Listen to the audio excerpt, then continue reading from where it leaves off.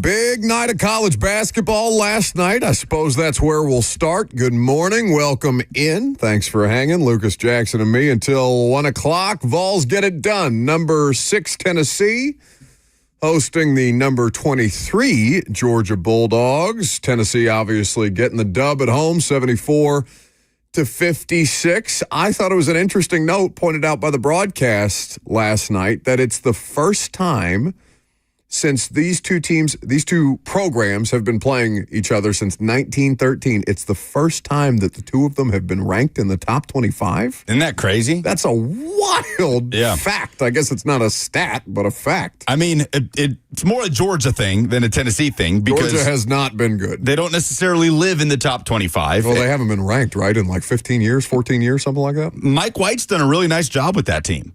And they are pesky, as is seemingly every SEC team. Like the cliche of, oh, no easy outs in the SEC is as true as it has ever been when it comes to basketball. But Tennessee turned it on in the second half. Zakai Ziegler was phenomenal, red hot. He is now the all-time program leader in career steals, Zakai Ziegler. Georgia led, 26-25 in the first half, and it was a slog. It was not a fun basketball experience, and then obviously Tennessee turned it on and got it going. ESPN Stats and Info pointed out that Zakai Ziegler is the first Vol since 1999 with 15 points, 5 assists, and 5 steals as Tennessee outscored Georgia by 19 in the second. You said first since when? Since 1999. Those are Ron Slay years. I wonder which of Slay's teammates picked up that stat. Maybe it was Slay. Slay pickpocketing opponents? What do you have to say about Slay's defensive ability as a post player? Nothing at all. I wouldn't even begin to imagine criticizing Ron Slay's defensive play back in the day. But Vols get it done. Zakai, excellent again. You have a solid performance on the whole, and they do what you expect them to do, right? They take care of business in the second half. It was a little bumpy as we watch the replay, as a matter of fact, in studio right now. What is that, about halfway through the first half of the game, with Tennessee having a 17-16 lead at this point in time. But as you mentioned, SEC is pesky. Everybody's solid. Vandy, by the way, squeaking out a win over South Carolina last night as well. Vanderbilt moves to 14-3. Tennessee now 16-1. Thriller for Vanderbilt at Memorial Gym. Devin McLaughlin with the three-point play at the buzzer to beat South Carolina. Vandy just kind of keeps winning. They just keep plugging along, building up a nice little resume. Really nice job so far by Mark Byington in his first year. But yeah, Tennessee has got to get Chaz Lanier out of this shooting slump. He was 0 for his first 10.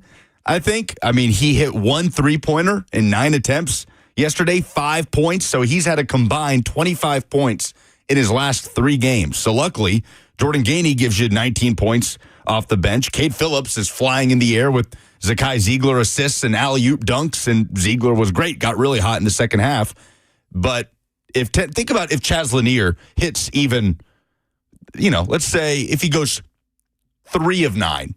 He went 2 of 16 from the floor. Let's say he goes 5 or 6 of 16 from the floor. It's not even that great of a shooting night, and this game is even more lopsided than 74-56. What did you spell wrong on the polls that the chat is commenting on? What have you done this time? What did you spell wrong on the polls? This is 3. Oh, yeah, I commented on this. 3 days this week? Really embarrassing by you. So we put out a poll question. You know I have the Twitter blue thing. You can change these things. Who do you expect to be QB3 in the NFL draft was the poll question. And, nothing wrong with the options of Kyle McCord, Quinn Ewers, Jalen Milroe, and Jackson Dart. I guess we could have put Dylan Gabriel in there, but the spelling, Kale McCord, Buck? What is wrong with you? Quinn Ewers, E-U-W. Oh, you got multiple wrong in the same poll? Jalen Milroe is not spelled M-I-L-R-O-W, Buck. Wait, no, did you actually misspell everyone? Jackson Dart is spelled with an X in his first name, not a conventional way, Jack. So thank God I don't actually look at my Twitter message because I can't imagine what's sitting there waiting for me. I just noticed because the chat is commenting on misspellings. It's embarrassing that you misspelled these names as badly as you did. B, it's even more embarrassing that you're just trying to push it off on me and deflect the blame, which is what you do. So I'm not surprised. The only time, you know why people know that I don't do the polls when you're here is because I do the polls when you're not here and I forget to do the polls. Because the polls will get up when you're here. They'll just have terrible misspelling. So it's an easy out for you to try and perpetrate. Nobody believes you. I'm embarrassed for you. 615-737-1045. I mean, are you going to change it or am I going to have to do it? Hey, it's your Twitter account. What does that have to do with me? For God's sake. 615-737-1045. F&M Bank Chat, Facebook, YouTube, Twitter, and on Twitch if you would like to get involved. Georgia will go on to host number 1 Auburn coming up next, and Tennessee will be here on West End to play Vandy when next they hit the hardwood. So what night is that game? Is that a Saturday night game? Are you going to go? I kind of want to go. I'll be out of town. I wish. I love going to the Tennessee Vandy game at Memorial Gym. I love Memorial Gym. I love Memorial Gym. I love how weird it is. I love how just kind of funky the setup is. To me, that's awesome. Like the baseline benches and the student section being like kind of below the floor. So the floor sort of elevated to where when you're there doing media or calling the game, it's like chest high. You're eye level with like very bizarre. The shoes, which I love. I love weirdness in college sports. It reminds me of when they play college basketball games at like football stadiums and stuff like that, where you have to bring in the floor and have an elevated surface and things like that. Quickly, before we move on, are you dyslexic? Are you dyslexic is the real question. Okay, Lucas. This is like his joke when I go to the phone lines and there's nothing but a dial tone there. And it's just, that was a great point. I agree. I could not agree more with that. Are you actually dyslexic? Because that would hurt you in your voice of the Titans campaign. No, I am an impeccable speller. Nobody believes that based on the results on the Twitter poll. And a pronouncer of words. Now, go look at my... Again, there is evidence all over the place that you are not good at either of these things. We're trying to get you this job. You want to talk about evidence? And you find ways to just sandbag yourself at every turn. And I'm just trying to figure out if it's genuine mistakes or if you have a diagnosable condition that we have to work through, because I feel like these would be significant speed bumps for you as a professional broadcaster. If you want to talk about evidence, we can talk about evidence. There is one social media account with your name on it that is littered with misspellings. There's another with my name on it that is pristine. You will not find a single misspelling. That's not true at all. You will not find one grammatical error. Because you don't tweet. Under @LucasPanzica on Twitter.com, X.com, whatever. I'm if we want to talk about evidence, we can talk about evidence. I'm surprised that you would, I'm surprised that you even spell your own last name correctly. I have mispronounced my last name before. This has happened before. What? One time signing off on a broadcast, I just left out the C. It was like a verbal typo. Panzia. Not kidding. What? I took off the headset and said, what did I just do? Buddy, how are we going to get you this job if you are providing these examples? You have a microphone in front of your face for 3 hours a day. There are unlimited opportunities for you over the course of a 3-hour radio show for you to prove why you should be the next voice of the Titans. And instead you come to the microphone with, I can't even say my own last name correctly. Well, being next to you is probably the thing that works against me the most when it comes to that. What do you mean? That would be the best opportunity possible for you to look like a professional broadcaster when it's just me on the other side. And look, I think anybody... You are going to try and use me as an excuse at every turn when in reality, I should be the best reason for you to look like a professional broadcaster, and still it is rife with incompetence and ineptitude. Anybody that talks for a living has those speed bumps. Some are more embarrassing than others. None are more embarrassing than spelling Kyle McCord, Kale McCord on like your Twitter account. Kale as in the green, as in the... With a K. Yeah. Which I love, by the way. I'm a big kale guy. I like kale. Yeah. Kale's fine. I even like the kale smoothies. Big kale guys. The guy Ziegler ate his kale yesterday before going out on the floor. Okay. 16 points, 6 steals, 7 assists in a blowout win. And Tennessee seems to have gotten its mojo back after a 30-point loss at Florida a week ago. Well, we will endeavor to rectify the polls, I suppose, coming up next. 615-737-1045 is the number if you want to get in there. We've got NFL headlines. We'll talk about some playoff football. We've got some Greg Cosell to share with you because we did tape the install earlier this morning. By the way, for those of you, I know, we haven't even gotten through divisional weekend, but we're starting our plan for the install live show with Cosell. Sounds like we're going to be able to do it maybe not the Friday after the draft, but potentially the Saturday after the draft. Greg is very excited. I'm very excited, and the planning is underway for that live show. Obviously, the ticket's not yet available. And once we have the date set, then we'll work on things like special guests like we had last year and all kinds of fun stuff. But that preparation is already underway. You have headlines? I sure do. We'll find out if they're spelled right coming up next.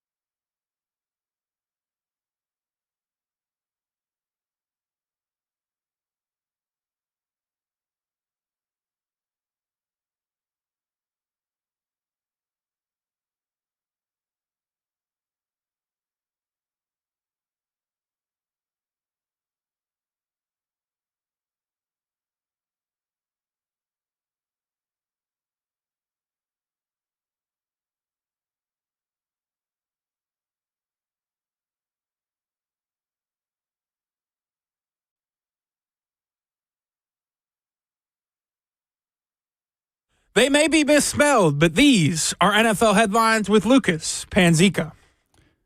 Did you get a word of that? Yes. Okay. The MSNBC music was destroying Jackson there in my headphones. Well, that's who has direct control of their headphones? Well, I do, but I hear the music very loudly, but I hear Jackson very quietly. So I don't know. Oh, there it is. Hello. So where do you want to start? Dion Sanders rumblings or Titans GM search updates? I genuinely don't know what's more interesting to Titans fans, the GM search or Dion. Because there's always you can do the 6 degrees of separation with Dion with basically any NFL franchise at this point. And the Titans GM search is just kind of like, oh, that's another name that they did in person.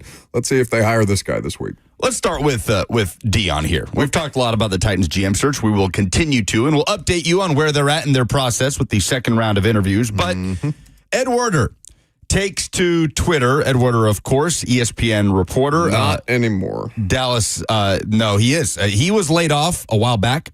He got laid off again. Again, when did that happen? Within the last calendar year. Wow. Okay. My goodness. Not only does he not spell, he doesn't read. How many people have been laid off twice by the same multiple company? times? I shouldn't laugh. Anyway, he is a Dallas Cowboys insider and a very reputable NFL reporter. Sure. And he tweeted at 9:41 a.m. this morning regarding Dion Sanders. I'm being told that he would almost certainly accept if Jerry Jones offers him to make the next Cowboys head coach, that those around him are encouraging him to pursue it, and that Jones is enamored with the idea. He's the betting favorite to land the job. Yes, I have seen that. Now, take that for what it's worth, right? They're interviewing Kellen Moore today, I saw. Or they have requested to interview Kellen Moore, the Eagles offensive coordinator. I don't know if that interview is in fact today. They are interviewing Robert Saleh later this week. They have also requested to interview Seahawks assistant head coach Leslie Frazier. And you're right. They have requested to interview Eagles OC Kellen Moore, who obviously is a former Cowboys player and coordinator. So, would almost... Give me the wording, the exact wording again. Would almost certainly accept the job if offered? Dion would almost certainly accept the Cowboys head coaching job, which is the first part of that tweet, which to me is the obvious part. Duh, right? But, well, I don't know. To say Dion Sanders would accept an NFL head coaching job, especially the Dallas Cowboys, is not out of this world. I'm not knocking Ed Werder. I'm saying I'm just saying, like you said, it's obvious, and I don't think it's that obvious, right? For all the reasons that you've talked about him in Colorado and a million different things. I guess Dion is an unpredictable figure, but we just keep seeing reports about him having big interest in the Raiders job. All the smoke is Dion wants to coach in the NFL. Well, the question is, so before you go on, who benefits most by having that out there? Dion. No, the Cowboys. The Cowboys benefit most by having that out there. Jerry Jones benefits most by having that out there. I guess so. I guess because we're talking about him. Buddy, all this stuff is strategically leaked. This is not a happy accident that Ed Werder is finding out today as they get ready to go through their interview process that Dion would almost certainly accept the job. Yes, things may sound like they're coming out of Dion's camp or Jerry's camp, but again, it all benefits Jerry. But I think it also benefits Dion to continue to be brought up, whether true or not, for NFL head coaching jobs. But it's the second. Does it benefit David Shaw to be constantly brought up for NFL coaching jobs? Yeah, a little bit different, but yes. Does it benefit Pep Hamilton to continually be brought up for NFL coaching jobs? It's the second part of this. Okay. That those around him are encouraging him to pursue it, and that Jerry Jones is enamored with the idea of Dion Sanders being his head coach. It's a fascinating proposition, right? I would personally want to see it. Again, the thing that makes me think that that's not true about Jerry is that Jerry doesn't want a bigger star than him. As like, Jerry Jones to face the Cowboys. I've never, I have done a game. You've been to Jerry World. I have. I went to the Monday Night Football. Was that a primetime game? It was a Monday night game. When the Titans went down there, the Stormtrooper game. I want to say 2018 season. Yeah. Yeah, Byard standing on the star. Right.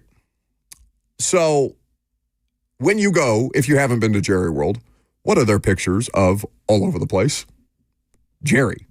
Jerry with different figures across sports. It's not just Jerry World because it's Jerry's stadium. Jerry's face is plastered all over this stadium, all right? This is not a small thing for Jerry Jones to. He's 82. Maybe there's growth in Jerry Jones that we are not giving him credit for. I'm going to assume that he's going to revert back to his base tendencies as opposed to becoming a more nuanced individual at his advanced age. I am also enamored with the idea of Dion Sanders being the Dallas Cowboys coach because I think it'd be even more of a circus than Dallas already is. I have no idea if it would work or not.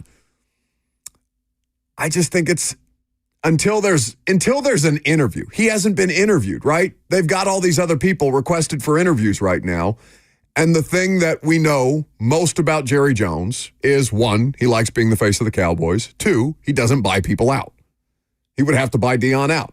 Those are two not insignificant hurdles that Jerry Jones would have to overcome to get Dion Sanders as his coach, much less dealing with the fact that Dion would take over as the ringleader of the circus and Jerry would be a sideshow at that point. Jerry Jones loves a headline. We understand that. Yes. But does he hire people for headlines? Does he make moves just for the headline?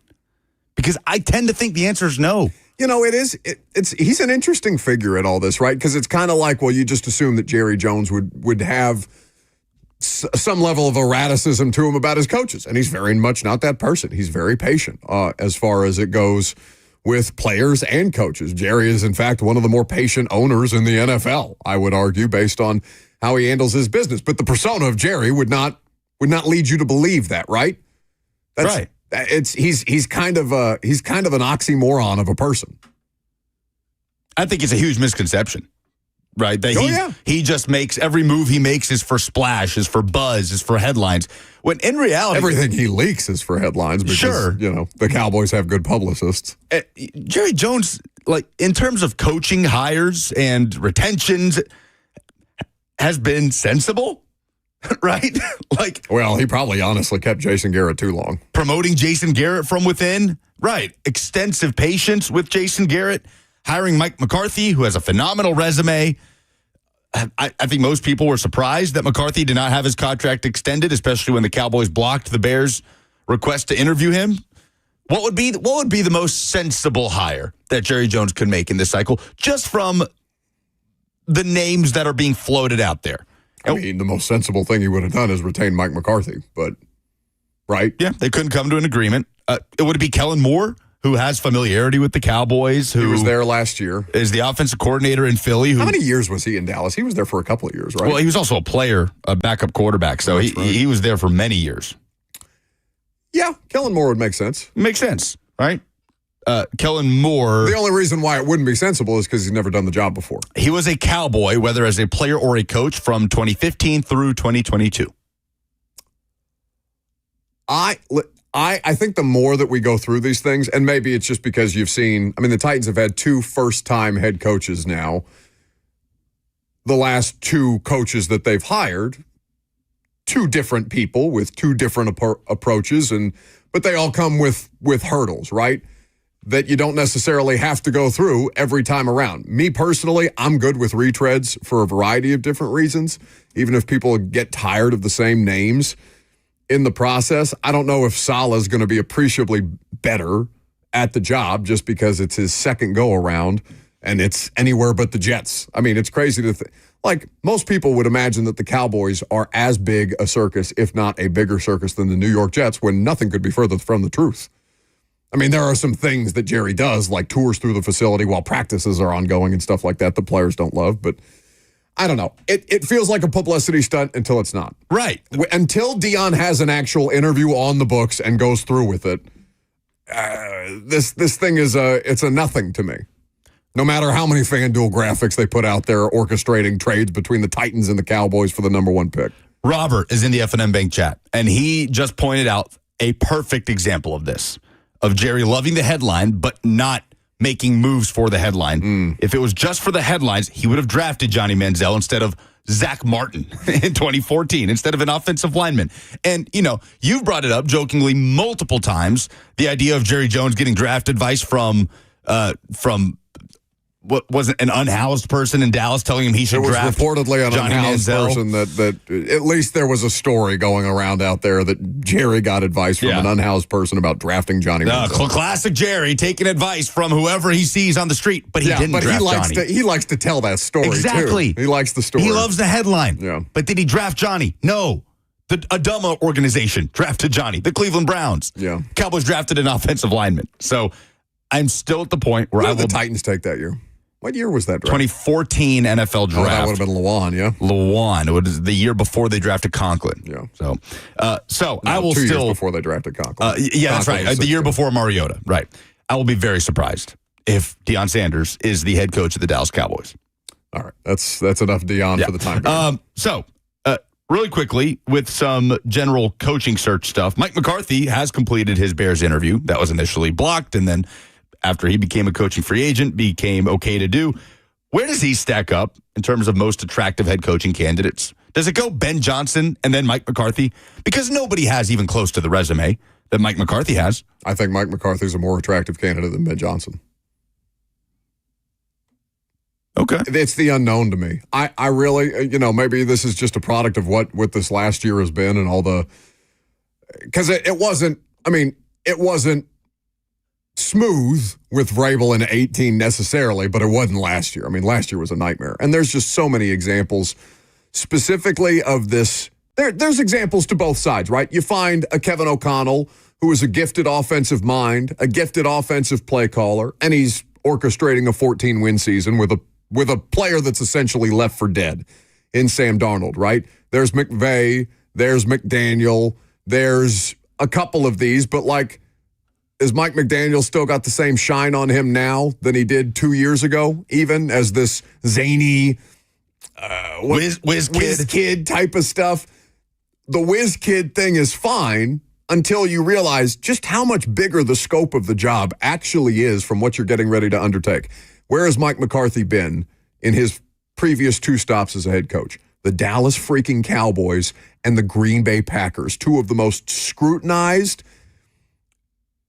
NFL franchises with 2 of the largest fan bases who are very temperamental about their football on a variety of different fronts. The 2 biggest logos in the NFL, can we say that?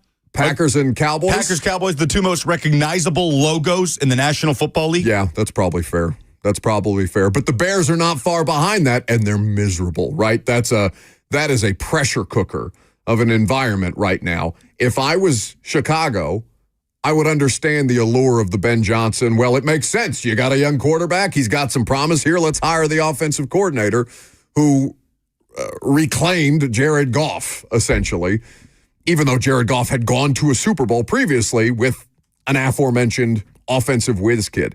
That job requires experience. It requires patience.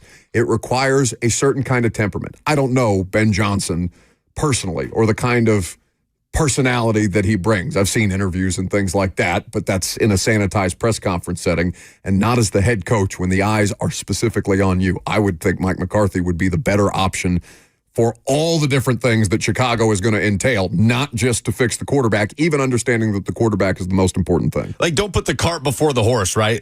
If you're a Bears fan, are you sitting there saying, yeah, but look what he did in the playoffs, right? 1 playoff win in those 5 years in Dallas. Yeah, but also 3 straight 12-5 seasons. Yeah. What would a Bears fan give? Dak Prescott got better. Yeah. What would a Bears fan give for 1 12-5 season? Oh, my God. When's the last time the Bears won 12 games?